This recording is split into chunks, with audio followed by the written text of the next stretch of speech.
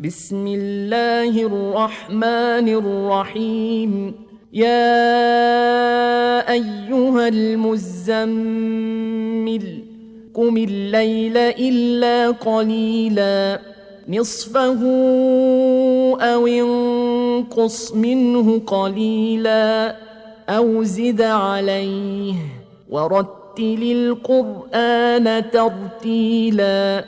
إنا سنلقي عليك قولا ثقيلا إن ناشئة الليل هي أشد وطئا وأقوم قيلا إن لك في النهار سبحا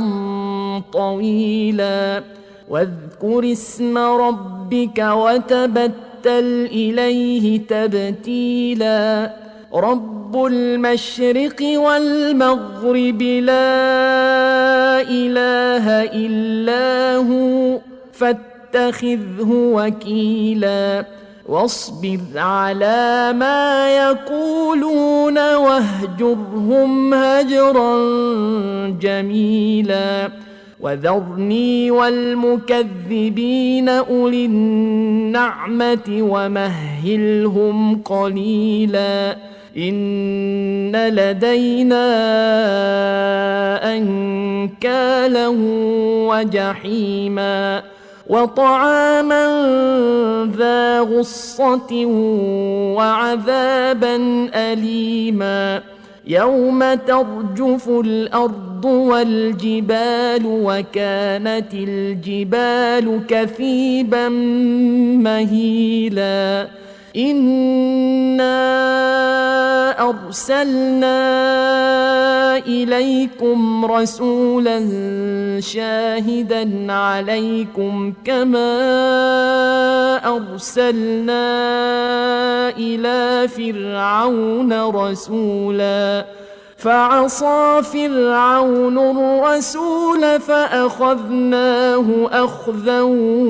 وبيلا فكيف تتقون إن كفرتم يوما يجعل الولدان شيبا السماء منفطر به كان وعده مفعولا إن هذه تذكرة فمن شاء اتخذ إلى ربه سبيلا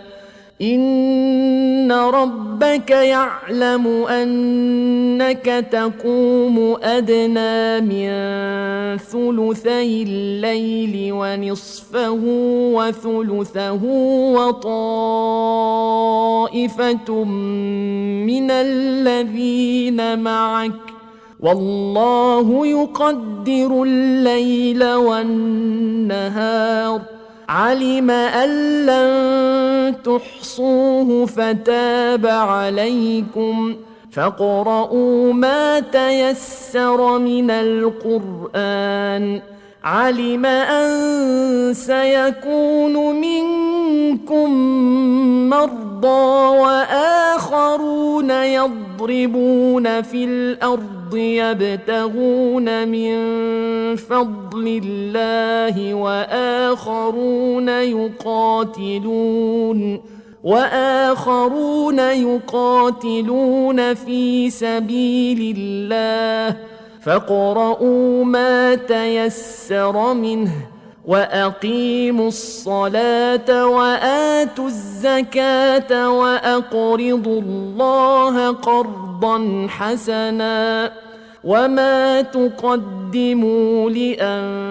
لأنفسكم من خير تجدوه عند الله هو خيرا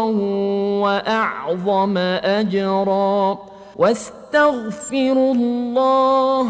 إن الله غفور رحيم